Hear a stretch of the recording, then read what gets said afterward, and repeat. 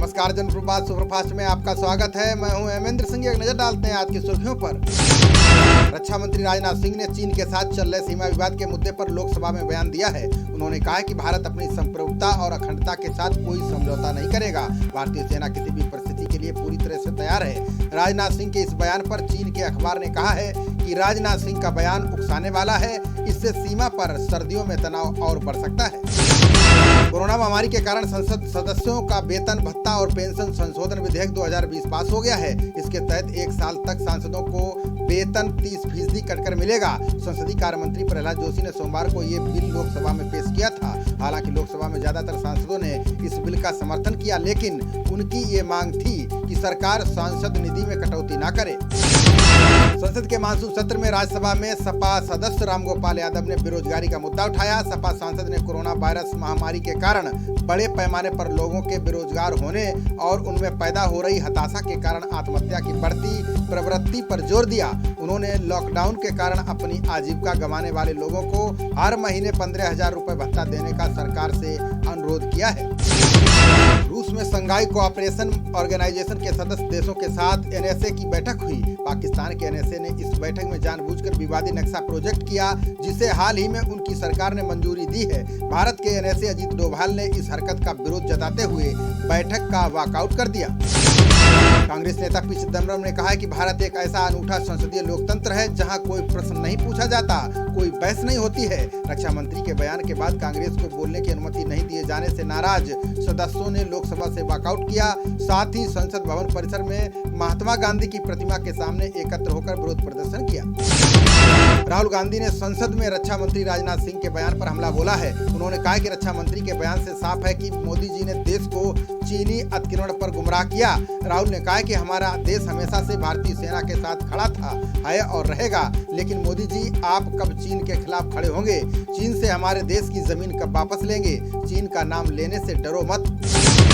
भारत चीन बॉर्डर के पूर्वी लद्दाख में वास्तविक नियंत्रण रेखा पर हुई फायरिंग को लेकर नया खुलासा हुआ है। बताया जा रहा है कि पैंगोंग त्सो झील के उत्तरी किनारे के नजदीक दोनों सेनाओं में गोलीबारी हुई थी। ये फिंगर 3 और फिंगर 4 के मिलने वाले स्थान पर हुई थी। इस दौरान भारत और चीन के बीच 100 से 200 राउंड फायरिंग भी हुई थी। लद्दाख में पैंगोंग के आसपास मात खाए चीन ने अरुणाचल में LAC से 20 किलोमीटर दूरी पर अपनी सेना का मूवमेंट बढ़ा दिया है। यहाँ के बर्फीले इलाकों में भी चीन ने अपने सैन्य ठिकाने बना लिए हैं। भारतीय सुरक्षा और खुफिया एजेंसियां इस मूवमेंट पर करीब से नजर रख रही हैं। यहाँ पर भारतीय सेना की भी तैनाती बढ़ा दी गई है। भारतीय औषधि महानियंत्रक ने सीरम इंस्टीट्यूट को ऑक्सफोर्ड के टीके का क्लिनिकल ट्रायल फिर से शुरू करने की अनुमति दे दी है। DCGI ने दूसरे और तीसरे चरण के परीक्षण के लिए किसी भी उम्मीदवार को चुनने को रोकने वाले अपने पहले के आदेश को रद्द कर दिया है। हालांकि DCGI ने इसके लिए जांच के दौरान अतिरिक्त ध्यान देने समेत अन्य कई शर्तें रखी हैं। मध्य प्रदेश के आंगनबाड़ियों में अंडे वितरण पर मचे बवाल को शांत करने के लिए मुख्यमंत्री शिवराज सिंह का बयान सामने आया है। उन्होंने कहा कि कुपोषण को खत्म करने के लिए आंगनबाड़ियों में बच्चों को अंडे नहीं बल्कि दूध बांटा जाएगा। महिला और बाल विकास मंत्री इमरती देवी की ओर से पौष्टिक आहार के रूप में अंडे दिए जाने की वकालत की गई थी, जिसके बाद प्रदेश में बवाल मच गया था। सुशांत सिंह राजपूत मामले में ड्रग्स एंगल की जांच कर रहे एनसीबी ने सुशांत की पूर्व बिजनेस मैनेजर श्रुति मोदी और जया शाह को आज पूछताछ के लिए बुलाया है। आपको बता दें कि ईडी की जांच में भी श्रुति मोदी और जया शाह का नाम सामने आया था। रिया की जया शाह के साथ ड्रग्स चैट्स भी ईडी को मिली थी। बीते दिनों श्रुति के वकील ने सुशांत के परिवार और रिया पर कई गंभीर आरोप लगाए थे। भारत में चीन की जासूसी को लेकर लगातार तीसरे दिन बड़ा खुलासा हुआ है। रिपोर्ट के मुताबिक चीन प्रधानमंत्री कार्यालय के अधिकारियों, राज्यों के DGP और मुख्य सचिवों समेत 370 से ज्यादा लोगों की जासूसी कर रहा है। इस मामले में राष्ट्रीय तकनीकी अनुसंधान संगठन यानी NTRO ने अपनी जांच भी शुरू कर दी है। भारत में कोरोना मरीजों की कुल संख्या 50 लाख के पार पहुंच गई है। देश में पिछले 24 घंटे में कोरोना के 90,000 से ज्यादा नए मामले सामने आए हैं, जबकि 1290 लोगों की जान चली गई है। स्वास्थ्य मंत्रालय के ताजा आंकड़ों के अनुसार देश में कोरोना से अभी तक 82,066 लोगों की जान जा चुकी है। भारत में पिछले 11 दिनों में 10 लाख नए मामले सामने आए हैं।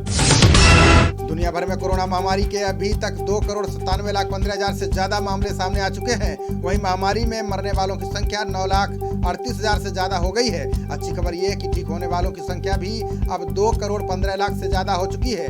WHO द्वारा जारी आंकड़ों की माने तो 20 साल से कम उम्र के लोगों पर महामारी का खतरा काफी कम है। जापान के प्रधानमंत्री शिंजो आबे ने पद से इस्तीफा देते हुए अपने उत्तराधिकारियों के लिए राह साफ कर दी है। जापान के सबसे लंबे समय तक प्रधानमंत्री रहे आबे ने पिछले महीने घोषणा की थी कि वो स्वास्थ्य कारणों के चलते पद छोड़ेंगे। मंत्रिमंडल के प्रमुख सचिव योशिहिदे सुगा को सत्तारूढ़ लिबरल डेमोक्रेटिक पार्टी का नेता चुना गया था। इसके साथ ही उनका प्रधानमंत्री बनना तय हो गया है। बिहार विधानसभा चुनाव को लेकर लोजपा की आज बैठक होने जा रही है। इसमें पार्टी के सभी सांसदों को मौजूद रहने के लिए कहा गया है। पार्टी अध्यक्ष चिराग पासवान ने ये बैठक बुलाई है। बैठक में पार्टी की बिहार इकाई के प्रस्ताव पर भी विचार किया जाएगा, जिसमें 243 सदस्य राज्य विधानसभा के चुनाव में 143 सीटों पर चुनाव लड़ने पर विचार होगा। सीएम योगी के निर्देश पर मुख्तार अंसारी के दोनों बेटों पर बड़ी कार्रवाई की गई है। लखनऊ के पुलिस कमिश्नर सुजीत पांडे ने मुख्तार के दोनों बेटों को इनामी अपराधी घोषित कर दिया है। आदेश के मुताबिक मुख्तार अंसारी के बेटों उमर और अब्बास पर 25-25 हजार रुपए का इनाम घोषित किया गया है। दोनों के खिलाफ कुछ दिन पहले अवैध कब्जे के मामले में FIR दर्ज हुई थी। झारखंड की हेमंत सोरेन सरकार ने निजी प्रयोगशालाओं में कोरोना जांच कराने वालों को बड़ी राहत दे दी है। मुख्यमंत्री हेमंत सोरेन ने कहा कि झारखंड की निजी प्रयोगशालाओं में कोविड वायरस की जांच के लिए सरकार ने शुल्क घटा दिया है। अब राज्य में कोरोना की जांच 1500 रुपए में होगी, जबकि अब तक 2400 रुपए में हुआ करती थी।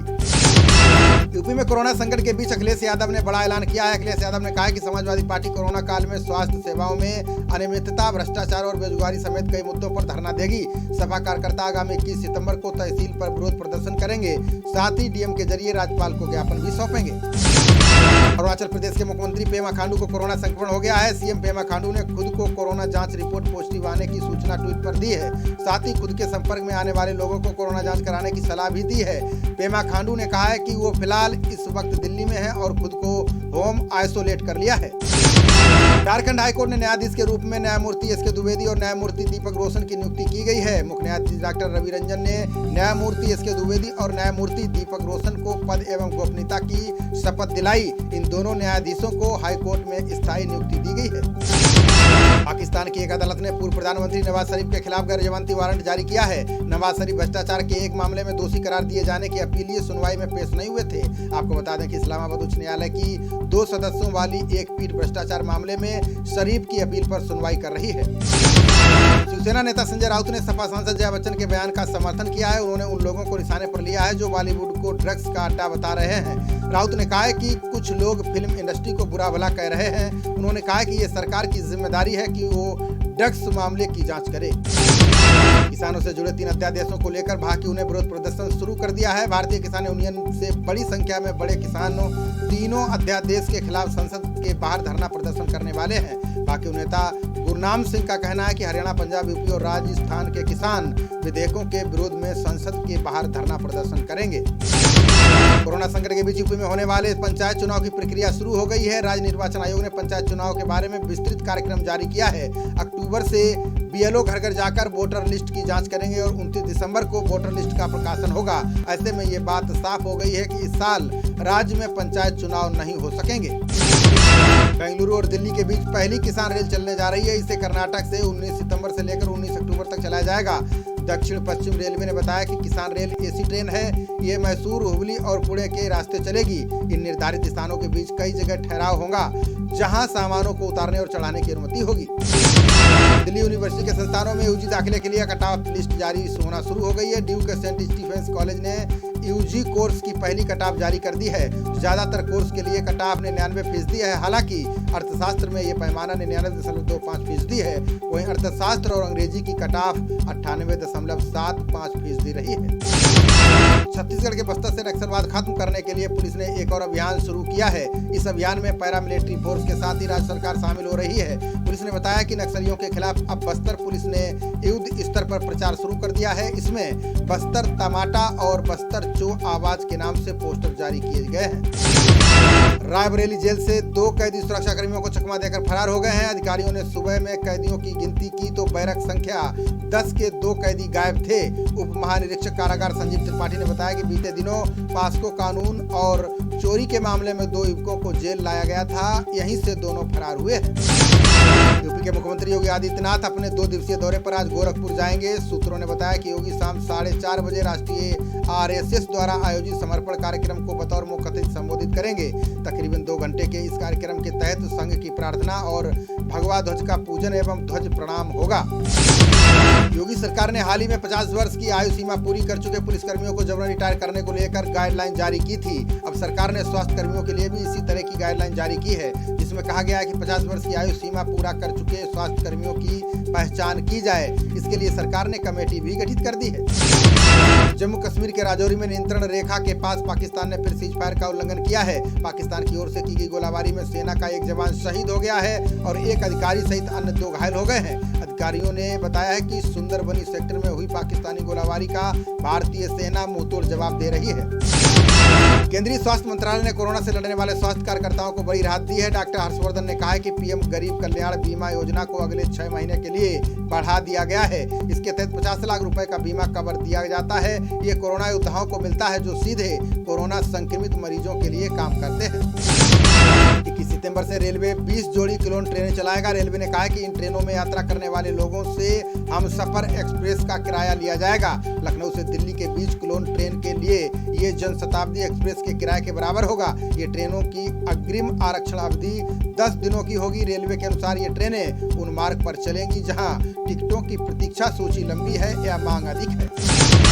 भाजपा अध्यक्ष जेपी नड्डा ने दरभंगा में एम्स बनाने के फैसले को ऐतिहासिक बताया। उन्होंने केंद्रीय मंत्रिमंडल के फैसले की सराहना करते हुए कहा कि इससे राज्य के लोगों को बेहतरीन स्वास्थ्य सुविधा मिलेगी।